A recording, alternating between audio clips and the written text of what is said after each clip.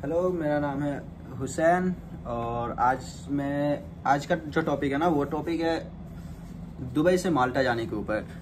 क्योंकि क्या है ना कि बहुत सारे लोग हैं जो दुबई में काफ़ी टाइम से काम कर रहे हैं, काफ़ी सालों से काम कर रहे हैं। वो चाहते हैं अब दुबई से बाहर निकलना, दुबई के बाहर जाकर ही जॉब करना, ज़्यादा अच्छा इनकम करना। तो मैं आपको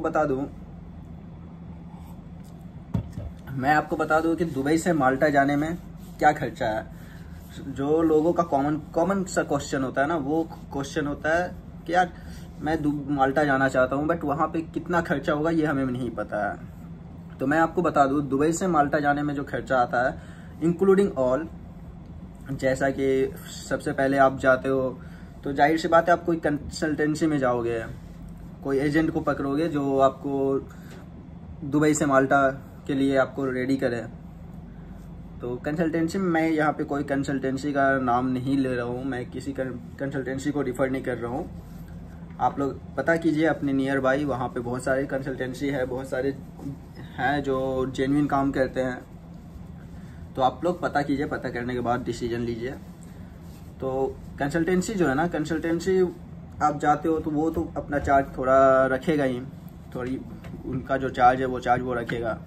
वो चार्ज, उनका जो चार्ज होता है 2 से 3 हज़ार के आसपास, 2 से 3 हज़ार दरहम के आसपास उनका चार्ज होता है। डिपेंड करता है कंसल्टेंसी कैसा है। उसके बाद और मैं फिर से आपको बता दूं, यहाँ बहुत सारे फ्रॉड भी हैं जो आपसे पैसा ले लेंगे बट काम आपका नहीं करते। तो ऐसा भी बहुत सिचुएशन होता है। तो मैं बार बार प्रीफर करूँगा कि आप अच्छे से इंक्वायरी कीजिए अच्छे से। उन जो गए हुए हैं अगर उनका कांटेक्ट है तो उनसे कांटेक्ट कीजिए। कांटेक्ट करने के बाद ही आप डिसीजन लीजिए जाने का। तो सबसे पहले आपका आता है वीज़ा, टिकट, ये सब लेकर आपको लेना होगा। उस टिकट लेने के बाद आपको फिर वहाँ पे जाकर 1 मंथ स्टे करना होगा, क्योंकि जाते के साथ तो आपको कंपनी सैलरी प्रोवाइड नहीं करेगी। तो आप जाओगे, जाकर रूम खोजोगे, स्टे करोगे 1 मंथ, तो और उसमें आपको खर्चा आएगा।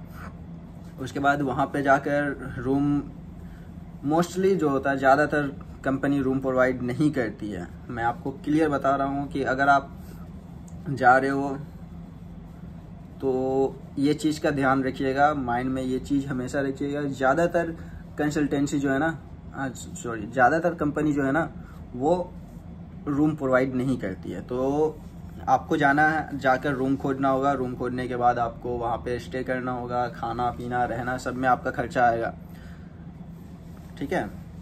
तो यहाँ से जब दुबई से माल्टा के लिए आप रेडी हो रहे हो तो मैं आपको बता दूँ कि आपके पास, आपके अकाउंट में 25 से 30 हज़ार दरहम होना ही चाहिए। अगर 25 से 30 हज़ार नहीं होता है तो आपको परेशानी हो सकती है। मैं ये नहीं बोलूँगा कि परेशानी होगी ही, बट हो सकती है, क्योंकि हम लोग मिडिल क्लास के लोग हैं ना। हम लोग हमेशा कुछ एक्स्ट्रा लेके चलते हैं, हम लोग एक्स्ट्रा सोच के चलते हैं कि यार इतना में नहीं होगा तो थोड़ी बहुत हम लोग एक्स्ट्रा रख सकते हैं। तो वीज़ा, टिकट, कंसल्टेंसी, ये सब में ही आपको जो है ना 20 हज़ार के आसपास खर्चा आ जाएगा। 20 से 22 हज़ार के आसपास यहाँ पे ही आपको खर्चा आ जाएगा। टिकट वगैरह और वहाँ का जो पास वगैरह जो बनते हैं वो सब में आपको 3 हज़ार दरहम के आसपास आएगा। कंसल्टेंसी जो खाता है वो 3 हज़ार, 2 हज़ार, 2.5 हज़ार डिपेंड करता है उसके ऊपर, वो खाएगा। प्लस आपका वीज़ा वगैरह लेकर आपको 22 हज़ार तक खर्चा आ जाएगा, 22 हज़ार दरहम।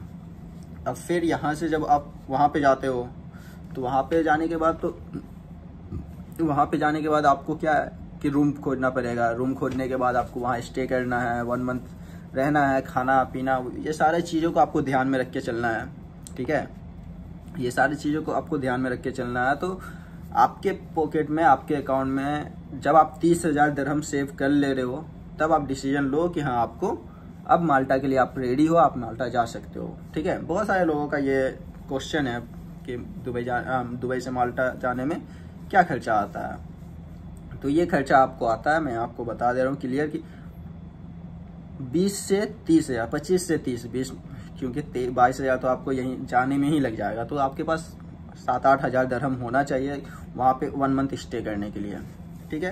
पहली बात ये, और दूसरी बात ये है कि वहाँ पे जो आपको होगा ना, तो वहाँ पे आपको ड्यूटी आवर, यहाँ पे जैसे दुबई में 9 आवर का ड्यूटी होता है, उसमें सैलरी फिक्स होता है, तो वहाँ पे ऐसा नहीं है। वहाँ पे होगा आपको क्या, आपको आवरली आपको पेमेंट मिलेगा। आवरली कहने का मतलब है कि आप अगर 1 आवर काम करते हो, 2 आवर काम करते हो, तो आपको 1 आवर का 6 to 8 यूरो आपको प्रोवाइड किया जाएगा, ठीक है। 6 to 8 यूरो पर आवर।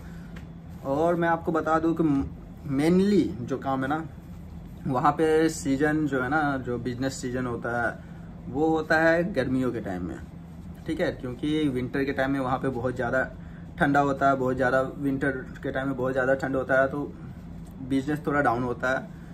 तो नॉर्मली टाइम में आपको वीकली 48 आवर आपको मिलेगी, उससे ज़्यादा मिल सकता है। जब आपको सीजन के टाइम में 48 आवर से ज़्यादा मिलता है, बट उससे कम आपको कब जो ऑफ सीजन होता है ना, ऑफ सीजन कहने का मतलब है नवंबर से दिसंबर, जनवरी, फरवरी, ये हो गया ऑफ सीजन वहाँ के लिए। तो इस टाइम में आपको ड्यूटी आवर थोड़ा कम मिलेगा, बट आवरली 6 to 8 यूरो के आसपास ही आपको मिलेगा, ठीक है। तो ये चीज़ का आपको ध्यान रखना है। उसके बाद अगर आप जाते हो वहाँ से, अगर आप अच्छा इनकम करना चाहते हो, तो नॉर्मली जो है, normally as a sales, as a cashier में आप जाते हो ना, तो वहाँ पे आपको ऑफ सीजन में आप जो घर में अमाउंट भेज सकते हो, इंडियन करेंसी में अगर अमाउंट भेज सकते हो, तो वो आप 50 से 60 हज़ार रुपीज़ के आसपास आप इंडियन मनी वहाँ से ट्रांसफ़र कर सकते हो, जो आपका ड्यूटी आवर होगा उस हिसाब से। बट ऑन सीजन, जब सीजन वहाँ पे होता है, जब ड्यूटी अच्छा चलता है, तो आप 1 से 1.5 लाख आराम से इंडिया में भेज सकते हो। तो ये सारी चीज़ों को ध्यान में रख के यहाँ से निकलना है। जब भी यहाँ से जाओ, अगर आप लोग जाने का प्लान करोगे, तो ये सब चीज़ों को ध्यान में रख के जाइएगा। अगर और भी कोई क्वेश्चन हो, और भी कुछ जानकारी आपको चाहिए, तो आप हमें नीचे कमेंट में बता सकते हैं। इंशाल्लाह मैं बेशक उसके ऊपर आपको एक वीडियो बना के दूंगा। फ़िलहाल के लिए इतना ही। Thank you.